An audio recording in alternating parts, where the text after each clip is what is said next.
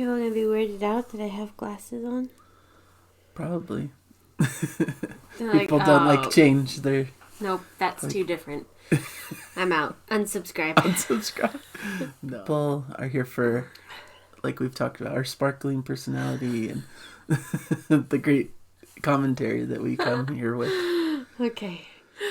That's good, because today I'm wearing glasses. Well, you always do, huh? What's wrong with that? Go. You want to get into it? Yeah. Okay, we're doing the classic albums first. Classic albums. Okay. Yeah.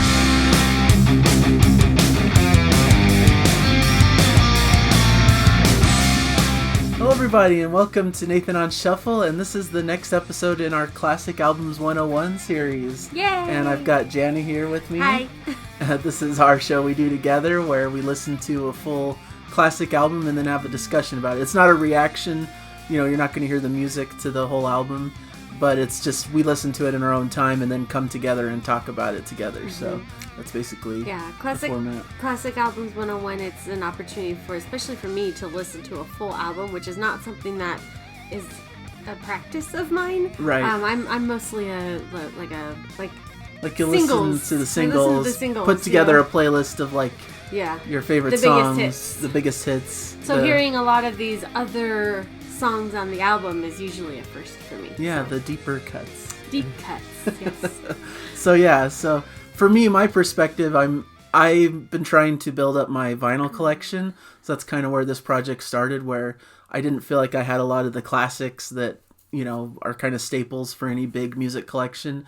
And so I've been kind of building back up my collection and buying these albums on vinyl. And some of them are new to me, even. Some of them are familiar, but I haven't heard in a while. But for me, I'm listening to them fully on vinyl. And that's kind of part of the experience from my end of bringing these classics back to mind and listening to them in a new format on vinyl. So that's kind of part of it for me. And so as kind of our structure here, we did these shows last year, but it's been a little while since we did the last one. The last one we did was on David Bowie, I believe. Okay. Yeah, that really... It's in my stack here, I think. Oh, okay. I was showing them off in my vinyl haul of all the albums I got over the past 4 months or so. So don't have it ready and available. But we did, I believe, 4 albums so far, if I remember right. The Beatles, Abbey Road. Mm-hmm. We've done The Who, Tommy. Yes. We've done Rolling Stones. Rolling Stones, Sticky Fingers, and the one you just said. Yeah, David Bowie, The Rise and Fall of Ziggy Stardust and the Spires from Mars. That one. But today we're moving on to Elton John and Goodbye Yellow Brick Road. Yay! So have the vinyl here to show off. There it is. So it has a lot of stuff on the inside. It's almost like a triple fold out here with different images for each of the songs. So kind of cool. I don't know where to Just knock me out. Sorry. That's okay. So I used to do this professionally, in story time. So I don't know. This is extra long. This is a cool package. I think it's fun. It's a double album, so there's a lot of songs on it. It's a pretty lengthy album, especially for the time period. So, and I'm kind of doing these classic albums a bit chronologically, is kind of my strategy. So if you've noticed, we're kind of going from, older albums up to, through the years. Now we're in 1973 with this album. So, all right. Teach me. Teach you. This is our class. Kind of the irony of this is we're not really experts, so we're so not.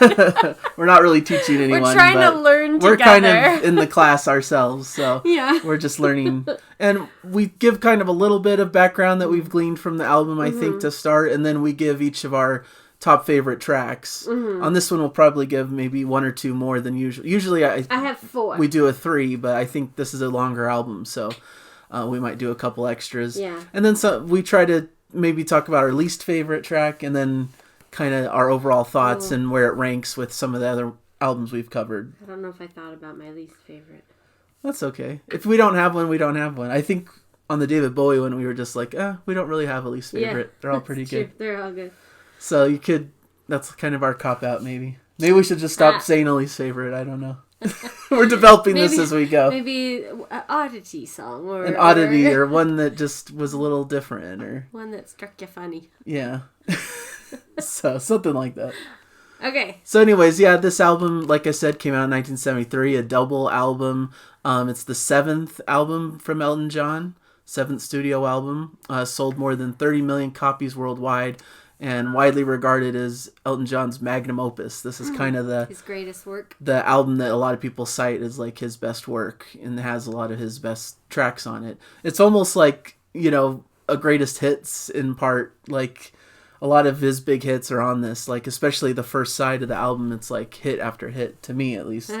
When you get through like Candle in the Wind, Benny and the Jets, Goodbye Yellow Brick Road, the title track. So there were several singles. I thought it was interesting in the background of making the album. I read that they started in Jamaica to make the album. So that was their plan, was to go to kind of a different location and make the album there. But they went there and like there were a lot of problems there. Like the studio was run down. There was issues, various things. I don't know if like stuff was happening in the country at the time maybe or something. But it just was a bad environment. They were losing money on it. And so they went back to their typical place where they had recorded their previous albums in France, a chateau in France. Mm-hmm. So that was kind of the background of the recording. And then they went pretty quickly in recording the album from that point forward and released it. So that's kind of a little bit of the background of the recording of it. It's an album that my dad, I think, is pretty fond of. I feel like he had this one when I was growing up and always cited it as a favorite of his. So it means a lot to me, and I really love this music. I love Elton John, especially in this kind of classic period of his work, and so this was always kind of a favorite. So I was excited to get to this one on our show. Might as well just jump into our favorites, I think, right? Unless you have anything more. My favorite song. Okay. My favorite song was Saturday Night's All Right for Fighting. Great, yeah.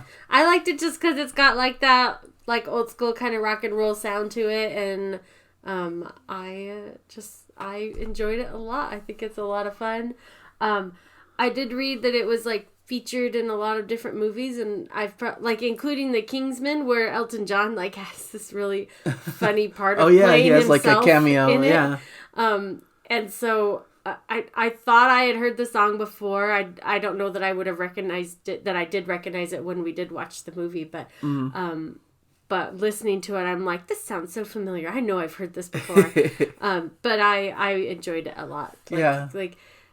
I usually listen to these albums like 2 or 3 times through, and then the songs that I remember and like the songs that like stand out to me, those are what I consider to be like my favorites, and this one was the one that I was like singing over and over. So yeah, I think this was the first single that came out from the album, so it makes sense. This was one of the big songs from it, and I kind of like how it kind of works to me with the song that comes before it, Your Sister Can't Twist. It's kind of like these kind of older style rock and roll kind of like back to back, so that it was kind of cool hearing those like come up back to, I feel like they kind of work together in my mind. Yeah. I don't know. That one's a little more like doo-wop, like old fashioned rock, and then Saturday Night is a little more updated, but still has that kind of old school rock and roll feel. Yeah. My favorite, predictably, is probably the most like progressive song on the album, which is how it opens. The Funeral for a Friend, Love Lies Bleeding, like kind of this big like opus to kind of begin the album. It starts out with this big like long instrumental kind of section, The Funeral for a Friend, if you remember it. Yeah, it's pretty long and kind of varied and has kind of a prog flavor, this instrumental feeling, which I read that Elton John, he wrote that as kind of like imagining what music he'd want to hear at his own funeral, and that's kind of how that developed into the music and themes that you hear in that. And then it goes right into Love Lies Bleeding, which is a great kind of upbeat rocker as well, kind of this blistering rock song that starts the album with such a lot of energy and strength. So it's just always been a favorite, this kind of 1-2 punch that starts the album, and probably one of the proggiest moments of Elton John's catalog. So I've always appreciated that as a prog fan, And that's kind of a theme on these videos. I feel like our classic albums that I tend to lean towards the proggier-ish stuff, and you lean more towards the kind of poppier rock and roll stuff. Yeah. So we're kind of going right in our usual lanes, I think, with our picks. The second one that I liked, these mine are in no particular order, by the way. The second one is Social Disease. Okay. It's kind of a wacky one. I don't think cool. that it was a single at all. I don't know. Do you know? I don't know. No, I don't think it was. I didn't think so. It didn't have its own link on Wikipedia. So. Yeah, it wasn't a single. There was only a couple singles on this, I believe, like 4 of them. Okay. Because they had such a lengthy run on the singles that he had already made his next album by the time, like he said there could have been like tons more singles if he wanted, but by the time they were coming out with their next album, they kind of wanted to move on to the new they're stuff. Like, we gotta move on next. Yeah. But yeah, I liked Social Disease. It's one of the very last songs on the album, and I just liked the way it sounded, like how he would say a social disease. You know, I just liked that every time, and I'm like, this is so cool. It's so like fun to listen to. It was just really fun. That's a cool one. Yeah. Yeah, I like that. It kind of almost has a jazzy kindness to it. Almost, I thought it was like almost bluegrass in some parts or something like that. Like just a really cool, fun song. Another one I like a lot that maybe this is a little bit strange as well. I don't know. It's one of the shorter tracks called "This Song Has No Title." I really like that one for some reason. That one like messed me up in my car because I'd like look over to, when a new song would start. I'd look over and I'd think, does this one not have a title? Like what?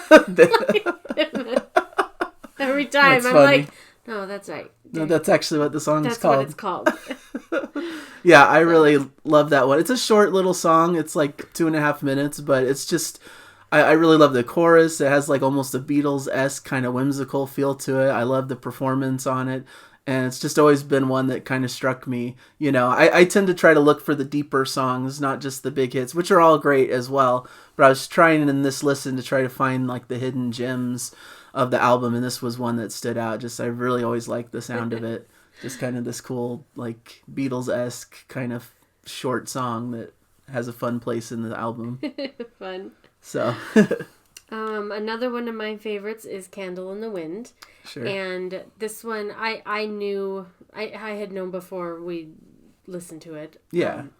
And I had known it in its original form too, when it was about Marilyn Monroe before it was remade for Princess Diana. Sure.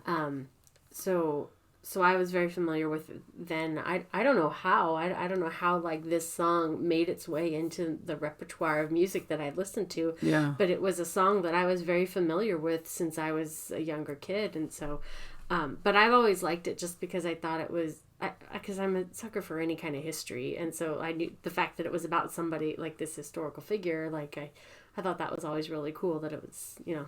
Yeah. And then it's a lovely ballad. It's beautiful. It's a beautiful song. And then when it was redone, when he gave it new lyrics, you know, for Princess Diana, like that, you know, made it even more special. So I just think it's really a really cool song that is beautiful and gives lovely tributes to whoever it's about. So that's awesome. Yeah. You know, as listening to these older albums, you know, like I said, I try to find the deeper cuts, but I've also come to realize why the hits are the hits. You know, they're great songs, and that's why they became great hits, because people fell in love with them because they're great written songs and they kind of stand the test of time, you know. So yeah, I think that's a great one. Another one from my list that I was really liking was Gray Seal. It's just kind of a fun, bouncy, kind of rockin' song, you know. It feels like it could have been a hit, you know, if they added more hits at the time. That might have been one on their short list. Just really energetic and fun, and a great chorus, and, you know, just high energy and fun. It's just, I don't see how you could not like this, you know. It's just a fun rockin' song, you know. There's not much more to say, I think. Yeah. But it's always one that is just brings a smile to my face when it comes up on the album, you know. That was a good one. Yeah. The last one that I had marked as one of my favorites is one of the hits, is Benny and the Jets. Of course, and that one I liked, which I think is actually a very prevalent in this album it's probably prevalent in all his albums, is how he uses the piano as a way of percussion, which I know a piano is a percussion instrument. I understand that. But like the way that he comes down on the downbeats and the offbeats and gives it just this great melody and beat to it with these in these chords, and it's just and in Benny and the Jets, I feel like that's one of the best ones that showcases that. Yeah. And then I'd actually not heard this song until, like, I don't know how I got Candle in the Wind when I was a kid and totally missed out on Benny and the Jets. I don't know. Yeah. I don't know. It's a huge one. Yeah, and I know. And then so it wasn't until the movie 27 Dresses. Do you know that movie? It's like it may be a decade old now. Okay. with Katherine Heigl and not really my James Marsden style, or but something. It's not what? It's a romantic comedy. Sure. And they go to a bar and get drunk and sing Benny and the Jets, and she always like sings the lyric wrongs and says it's electric boobs, and so like instead of electric boots. And so like I'm like, I've never heard this song before. This is a great song. And so it wasn't until after that movie that like I started like looking into the song and trying to find it and put it on my playlist and stuff. So interesting. And then it's just really random. But so that was the other song that I knew. I think there were a couple more that I actually knew from this album coming into this, but that was one of the ones that I was more familiar with. But I really like it. I think it's fun, just like its use of like these hard downbeats and hard upbeats and stuff. It's great. It's really cool. It's probably one of my favorites too. I tried to like when I made my selections pick some of the deeper ones off the wall choices. Yeah. But this in reality would probably be one of my top. Off the Wall's a different album, right? Oh, oops. Yeah. Maybe that'll come up later. But yeah. So this is a cool one, and it's telling kind of the story about a fictional band, and I like how there's kind of like some like crowd noise and stuff, and like they make it sound like it's a live performance. But yeah, that's a great one. Definitely sign off on that pick. I had picked out the Ballad of Danny Bailey. I thought was really cool. Just a really cool kind of story about like this kind of classic figure. I think it's just a fictional character, but it's kind of about this 1930s gangster style character or something, and his kind of plight in that era. And I just really like, kind of has like almost a cinematic kind of vibe to tell this story. Some, of course, great piano playing and some swelling strings kind of coming behind him. It's just, the end is really cool. And I just thought this was a highlight of the record going through it. A song I wasn't as familiar with either as I was going through it, and kind of stood out to me. And so that was one of my picks. Oh, cool. Yeah. I'm at the end of my picks. Do you have any more? No, that was the majority. I was if I had one more, I was going to pick Harmony at the end of the album, which I thought is a really beautiful song. And it was the one they were considering as probably the next single that they would have had, if not for the fact that they were running into the next album. But just a beautiful song, just has some interesting like minor keynotes starting the verses, but overall kind of has this positive kind of feel. It kind of is similar to Goodbye Yellow Brick Road and how it's kind of structured and how it's kind of this ballad. And I think it's just a great, beautiful kind of ending. And once again, I feel a little bit of that kind of Beatles influence in this track, as I do on a lot of the different tracks. So, but what I like about the album overall is it's pretty diverse. Like there's a lot of different styles of songs, you know, there's a lot of tracks, and it goes through a lot of different kind of feels and different kind of genres a little bit, and how it, you know, different influences in different songs. So it's a good one. Yeah. I liked it a lot. Like it might be at the top of my list of ranking them. I don't remember how. All I remember is that I had Abbey Road at the top, and I think I had Tommy at the bottom. Yeah, so I think for you it was Abbey Road, and then the David Bowie one I think came after. Okay. And then the Rolling Stones, and then bottom was Tommy. Yeah. If I remember. I think I'm gonna put this at the top above Abbey Road. Don't hate me. No, that's cool. I just really enjoyed it. So definitely a thumbs up. Oh yeah, definitely great a thumbs album. up. I just really enjoyed it. I think that there's like a good assortment of songs, and I enjoyed listening to every bit of it. So that's great. I think that's valid. Yeah. For me, it probably slots just below Abbey Road. So for me, it's probably the Beatles, Abbey Road, which is going to be hard to ever top on this series. I probably started with the top. But you never know. We might hit something soon. I'm looking at the next pick here. But so we've got Beatles, Abbey Road. This one next, Elton John, Goodbye Yellow Brick Road. Then after that, I'd agree the David Bowie is probably next. Hopefully I'm consistent with what I said in my previous show. I think that's next. And then Tommy, and then Rolling Stones is my bottom. Yeah. So a little bit flipped from you, but... We should actually write these down. Yeah, I've been thinking that, yeah. I should include these like in the descriptions of each of these videos, for sure. So I'll try to do that. Or I'll try to remember to put it in the description. So I think that covers the album. Anything else to mention? I think no, I really liked it. Any oddball songs that stuck out to you in a different way? Probably, but I don't feel like I could... I don't feel like there's any that are like... Ooh, nothing bad. What's nothing that doing here? Yeah. Like I feel like they were all really cool. I mean, Jamaica Jerk Off was like a nice little like reggae kind of you feel. know. So it was different from the rest of the album, but I liked it. So okay, cool. A little bit of yacht rock.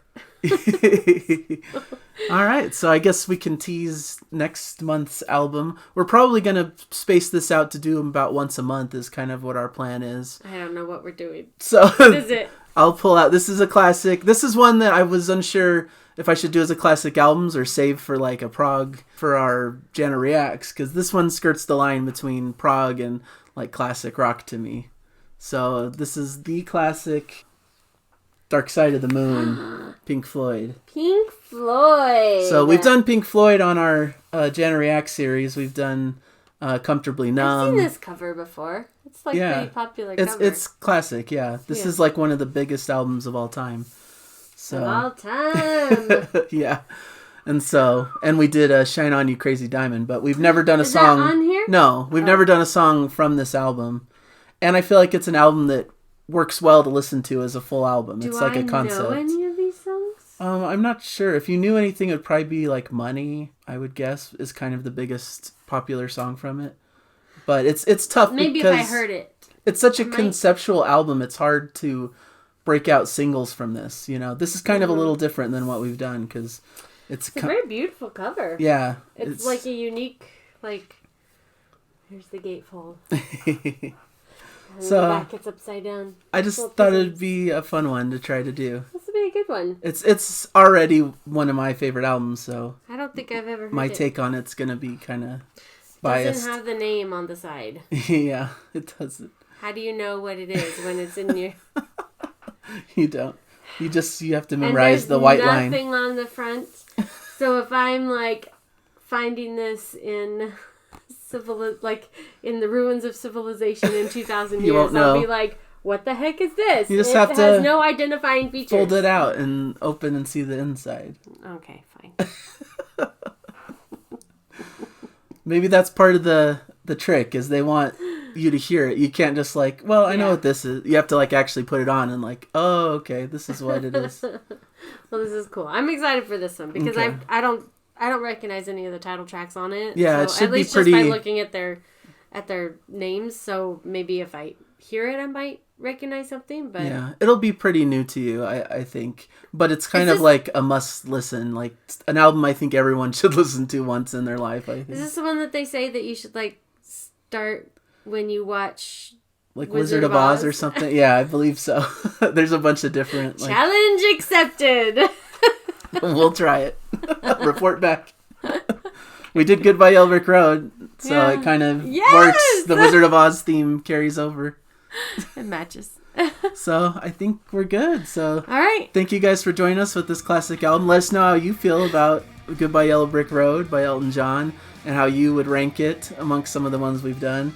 And if you're excited to see us talk about Dark Side of the Moon, I think it should be fun. So thank you guys so much for your support and all your comments. And please subscribe if you haven't yet. We plan to do this style video every month, but there's tons of other style videos on the channel.